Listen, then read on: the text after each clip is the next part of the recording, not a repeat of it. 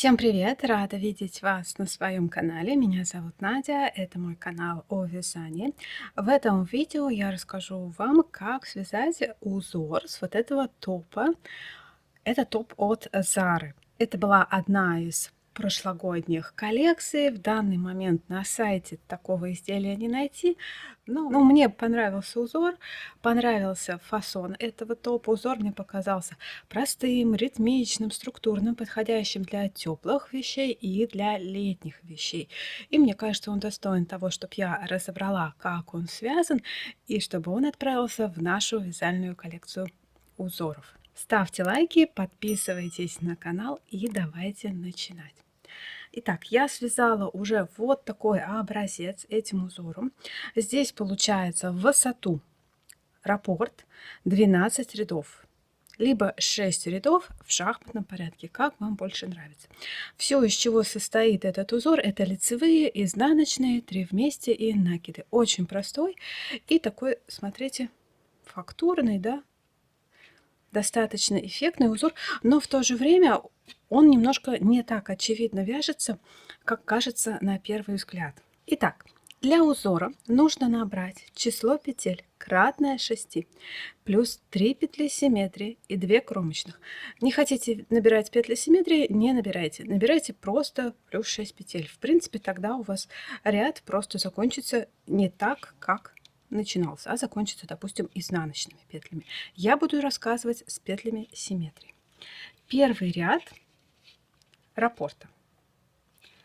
Кромочную снимаю не провязанной и дальше вяжу 3 лицевых, 1, 2, 3 и 3 изнаночных. Изнаночные делаю классикой. Это я говорю для того, чтобы вам не приходилось замедлять видео и понять, как она там провязала свои изнаночные. Я вяжу всю классикой, все мои изнаночные встают точно так же, как и все мои лицевые. Правой ножкой ко мне, левой от меня. Повторяю, 3 лицевых, 3 изнаночных до конца этого ряда. Дохожу до конца ряда, здесь петли симметрии, их вяжу 3 лицевых. И последнюю кромочную я всегда делаю лицевой, можете делать так, как вы привыкли. Это был первый ряд раппорта. И дальше второй ряд. Кромочную снимаю не провязанной, вяжу по рисунку, то есть 3 изнаночных, 3 лицевых. 1, 2, 3. Снова 3 изнаночных. 1, 2, 3. И снова 3 лицевых. В конце останется опять 3 петли симметрии, и их провязываю 3 изнаночных. И кромочную я вяжу всегда лицевой. Работаю так до конца этого ряда. Третий ряд, лицевая сторона. Опять кромочную снимаю не провязанной и опять вяжу 3 лицевых. 1, 2, 3. 3 изнаночных. 1, 2, 3. 3 лицевых. 1, 2, 3. 3 изнаночных. 1, 2, 3. Работаю так до конца ряда. В конце опять будут петли симметрии. Их провязываю лицевыми. Это 3 лицевых и 1 кромочная. И теперь четвертый ряд, изнаночная сторона. Кромочную снимаю и здесь вяжу все петли изнаночные до конца этого ряда.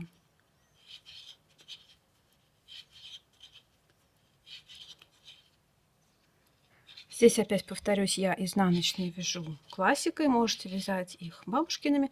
Если вы так привыкли, в этом узоре это не особо и принципиально. Пока. Итак, вяжу все изнаночные до конца ряда, кромочную последнюю вяжу лицевой и дальше расскажу вам, как вязать оставшиеся ряды. Пятый ряд, лицевая сторона. В этом ряду будем делать 3 вместе и накиды. Это единственный ряд, в котором и делаются эти 3 вместе. Итак, кромочную снимаю не провязанной, делаю сразу накид и дальше вяжу 3 вместе. Но здесь нужно связать их так, чтобы центральная стала дальше всего от меня. То есть она должна стать последней. Поэтому первую снимаю, дальше 2 следующих провязываю лицевой и набрасываю снятую на провязанную. Вот получается 3 вместе, лицевой, центральная стоит, последняя центральная стоит дальше всего от меня. И снова делаю накид для того, чтобы компенсировать убранные петли. И продолжаю дальше вязать лицевыми. Да? Опять 3 лицевых.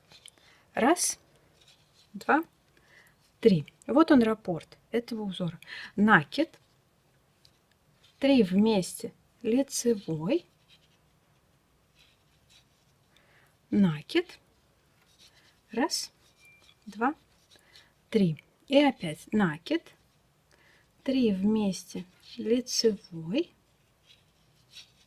накид, раз, 3 лицевых, 2, 3.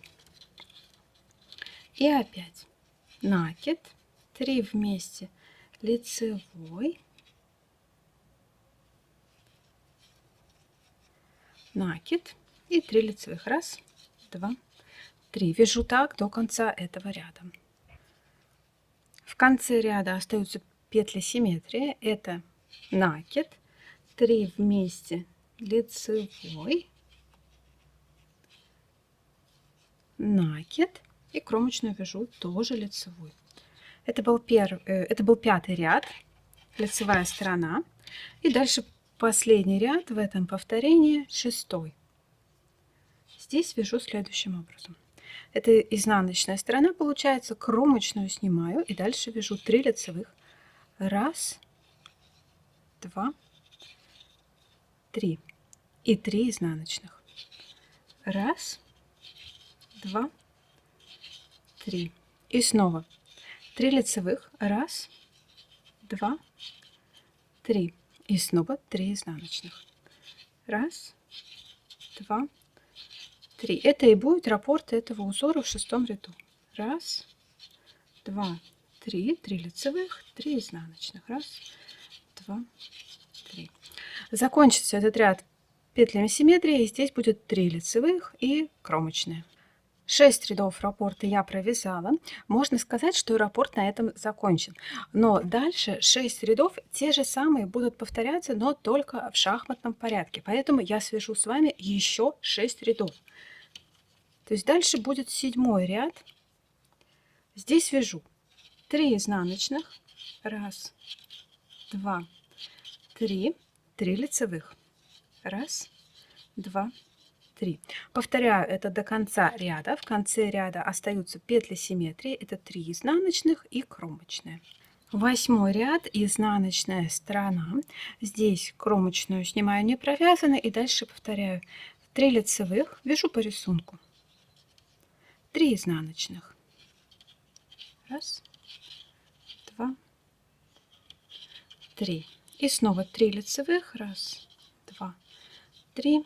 3 изнаночных. Так повторяю до конца этого ряда.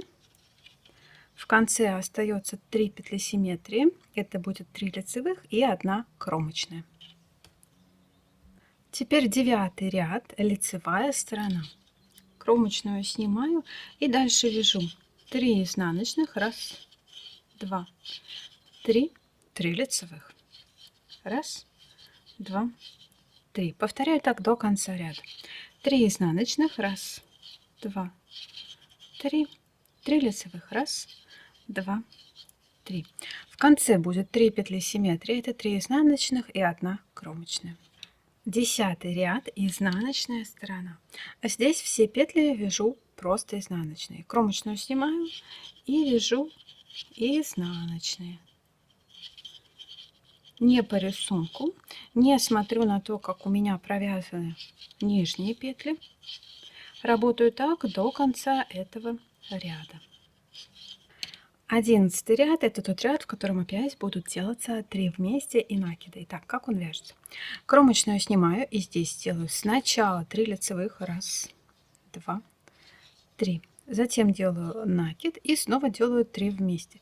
Первую снимаю, 2 следующих провязываю лицевой и накидываю снятую на провязанную. Получается 3 вместе лицевой и последняя Это центральная из этих трех, да, поэтому она становится дальше всего от меня. И завершаю повторение накидом. И снова 3 лицевых, раз, два, три. Накид и 3 вместе лицевой. И накид. 3 лицевых, раз, два, три. Накид и 3 вместе лицевой. Раз, два, три и накид. Работаю так до конца ряда. В конце будут петли симметрии. Это 3 лицевых и последняя кромочная. И остается последний 12 ряд в раппорте. Кромочную снимаю и дальше вяжу следующим образом. 3 изнаночных. Раз, два, три.